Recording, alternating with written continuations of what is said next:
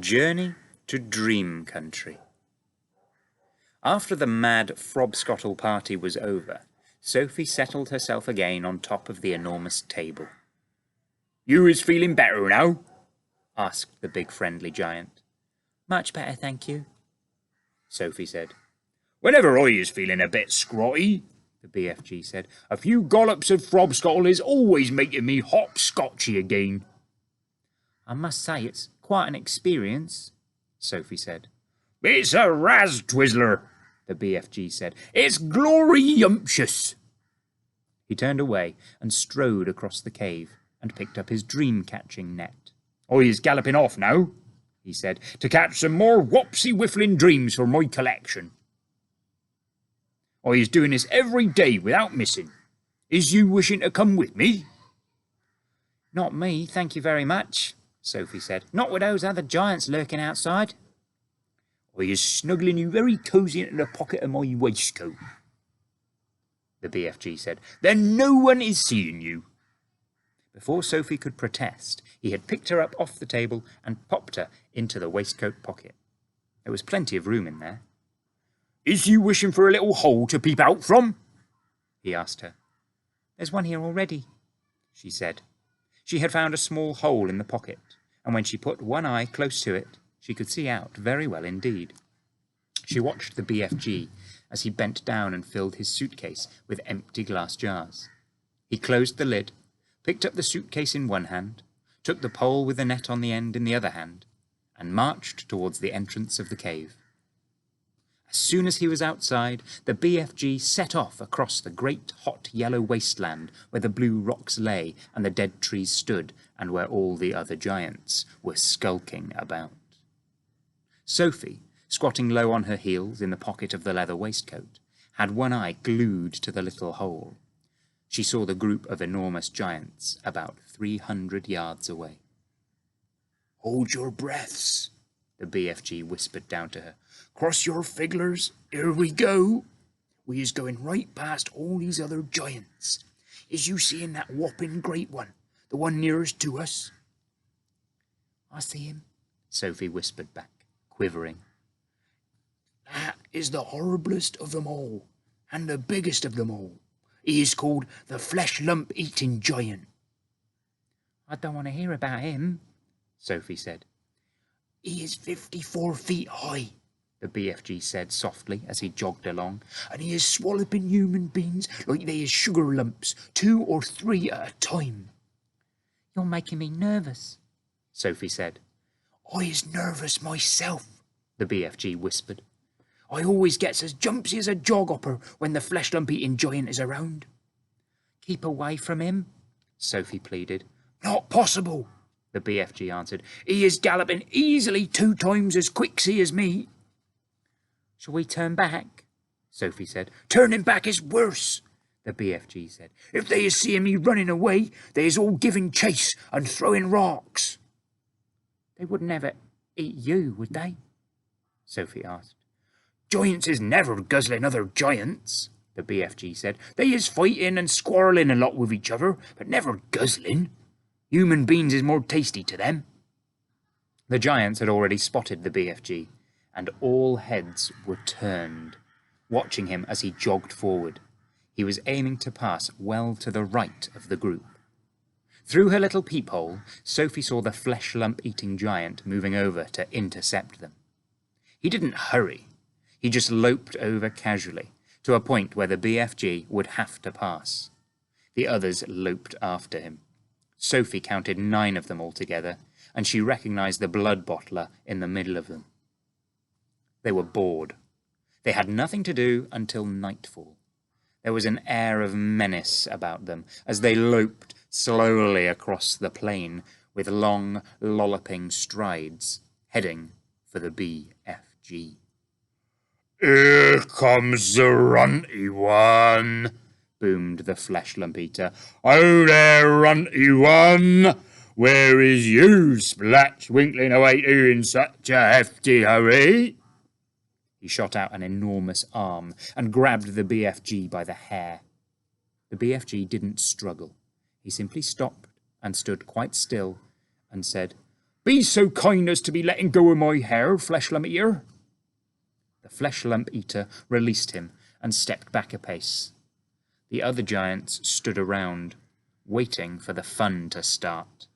"Now then, you little grob squiffler," boomed the Flesh Lump Eater. "We is all of us wanting to know where you is galloping off to every day in the daytime. Nobody ought to be galloping off to anywhere until it is getting dark. The human beings could easily be spotting you and starting a giant hunt. And we's not wanting that to happen, is we not? We is not," shouted the other giants. "Go back to your cave, runty one."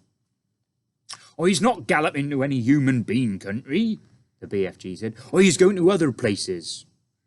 "I is thinking," said the Flesh Lump Eater, "that you is catching human beings and keeping them as pets." "Right you is," cried the Blood Bottler. "Just now I was hearing him chittering away to one of them in his cave." "You is welcome to go and search my cave from frack to bunt," the BFG answered. "You can go looking in every crook and nanny. There is no human beans, or stringy beans, or runner beans, or jelly beans, or any other beans in there." Sophie crouched still as a mouse inside the BFG's pocket. She hardly dared breathe. She was terrified she might sneeze. The slightest sound or movement would give her away. Through the tiny peephole, she watched the giants clustering around the poor BFG. How revolting they were! All of them had piggy little eyes and enormous mouths. When the Flesh Lump Eater was speaking, she got a glimpse of his tongue. It was jet black, like a slab of black steak. Every one of them was more than twice as tall as the BFG. Suddenly, the Flesh Lump Eater shot out two enormous hands and grabbed the BFG around the waist. He tossed him high in the air and shouted, "Catch him, manhugger!" The manhugger caught him. The other giants spread out quickly in a large circle, each giant about 20 yards from his neighbour, preparing for the new game they were going to play. Now the manhugger threw the BFG high and far, shouting, "Catch him, Bone Cruncher!" The Bone Cruncher ran forward and caught the tumbling BFG and immediately swung him up again. "Catch him, Claw Chewer!" he shouted. And so it went on. The giants were playing ball with the BFG, vying with each other to see who could throw him the highest. Sophie dug her nails into the sides of the pocket, trying to prevent herself from tumbling out when she was upside down. She felt as though she were in a barrel going over the Niagara Falls. And all the time there was the fearful danger that one of the giants would fail to catch the BFG, and he would go crashing to the ground. "Catch him, Meat Dipper! Catch him, Gizzard Gulper! "Catch him, Maid Masher! Catch him, Blood Bottler! Catch him! Catch him! Catch him!" In the end, they got bored with this game. They dumped the poor BFG on the ground. He was dazed and shattered. They gave him a few kicks and shouted, "Run, you little runt! Let us see how fast you is galloping!" The BFG ran. What else could he do? The giants picked up rocks and hurled them after him. He managed to dodge them. "Ruddy little runt!" they shouted. "Troggy little twit! Swivelly little shrimp! Mucky little midget! Squoggy little squib! Grubby little grub!" At last, the BFG got clear of them all, and in another couple of minutes, the pack of giants was out of sight over the horizon. Sophie popped her head up from the pocket. "I didn't like that," she said. "Phew!" said the BFG. "Few and far between. They was in a nasty crotching mood today, was they not? Are you sorry you was having such a whirlgig time?" "No worse than you," Sophie said. "Would they ever really hurt you?" "I isn't ever trusting them," the BFG said. "How do they actually catch the humans they eat?" Sophie asked. "They is usually just sticking an arm in through the bedroom window and snitching them from their beds," the BFG said. "Like you did to me?"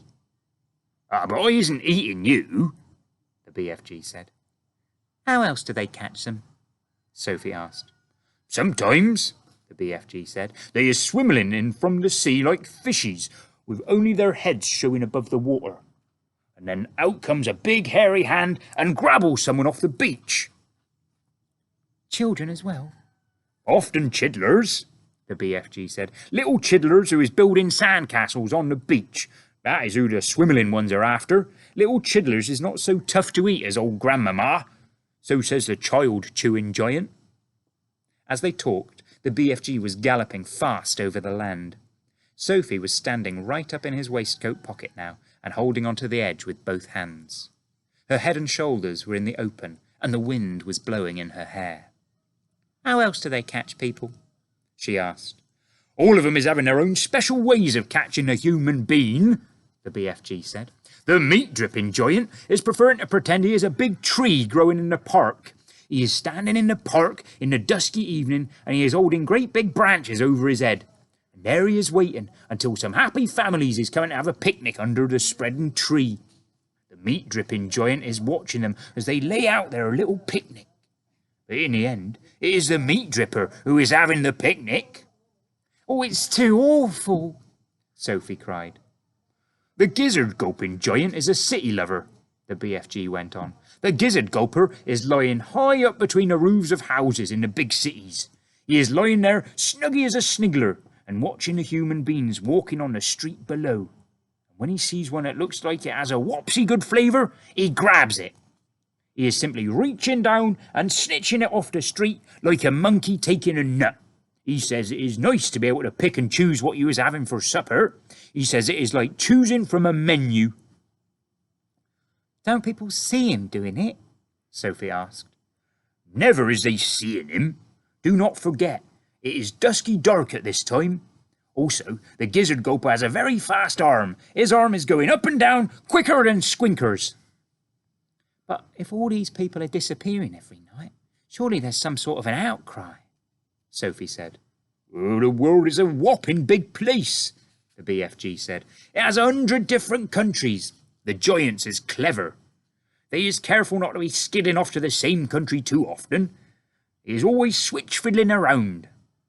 "Even so," Sophie said. "Do not forget," the BFG said, "that human beings is disappearing everywhere all the time, even without the giants is guzzling 'em up. Human beings is killing each other much quicker than the giants is doing it." "But they don't eat each other," Sophie said. "The giants isn't eating each other either," the BFG said, "nor is giants killing each other. Giants is not very lovely, but they is not killing each other. Nor is crocodile dillies killing other crocodile dillies, nor is pussycats killing pussycats." "They kill mice." "Ah, but they is not killing their own kind," the BFG said. "Human beings is the only animals that is killing their own kind." "Don't poisonous snakes kill each other?" Sophie asked. She was searching desperately for another creature that behaved as badly as the human. "Even poison-nosed snakes is never killing each other," the BFG said. "Nor is the most fearsome creatures like tigers and rhinoceroses. None of them is ever killing their own kind. Has you ever thought about that?" Sophie kept silent. "I is not understanding human beings at all," the BFG said. "You is a human being, and you is saying it is grizzling and oragust for giants to be eating human beings, right or left?" "Right," Sophie said. "But human beings is squishing each other all the time," the BFG said. "They is shooting guns and going up in aeroplanes to drop their bombs on each other's heads every week. Human beings is always killing other human beings." He was right. Of course he was right, and Sophie knew it. She was beginning to wonder whether humans were actually any better than giants. "Even so," she said, defending her own race. "I think it's rotten that those foul giants should go off every night to eat humans. Humans have never done them any harm." "That is what little Piggywig is saying every day," the BFG answered. "He is saying, I has never done any harm to a human being, so why should he be eating me?" "Oh dear," Sophie said. "The human beings is making rules to suit themselves," the BFG went on, but the rules they is making do not suit the little piggy wiggies. Am I right or left? Right, Sophie said. Giants is also making rules. Their rules is not suiting the human beings. Everybody is making his own rules to suit himself. But you don't like it that those beastly giants are eating human beings every night, do you? Sophie asked. I do not, the BFG answered firmly. One right is not making two lefts. Is you quite cosy down there in my pocket? I'm fine, Sophie said. Then suddenly, once again, the BFG went into that magical top gear of his. He began hurtling forward with phenomenal leaps. His speed was unbelievable. The landscape became blurred, and again Sophie had to duck down out of the whistling gale to save her head from being blown off her shoulders. She crouched in the pocket and listened to the wind screaming past. It came knifing in through the tiny peephole in the pocket and whooshed around her like a hurricane. But this time the BFG didn't stay in top gear long. It seemed as though he had had some barrier to cross, a vast mountain perhaps, or an ocean, or a great desert. But, having crossed it, he once again slowed down to his normal gallop, and Sophie was able to pop her head up and look out once more at the view. She noticed immediately that they were now in an altogether paler country. The sun had disappeared above a film of vapour. The air was becoming cooler every minute. The land was flat and treeless, and there seemed to be no colour in it at all. Every minute the mist became thicker. The air became colder still, and everything became paler and paler, until soon there was nothing but grey and white all around them. They were in a country of swirling mists and ghostly vapours. There was some sort of grass underfoot, but it was not green. It was ashy grey. There was no sign of a living creature, and no sound at all except for the soft thud of the BFG's footsteps as he hurtled through the fog. Suddenly he stopped. "We is here at last," he announced. He bent down and lifted Sophie from his pocket and put her on the ground. She was still in her nightie, and her feet were bare. She shivered and stared around her at the swirling mists and ghostly vapours. "Where are we?" she asked. "We is in dream country," the BFG said. "This is where all dreams is beginning."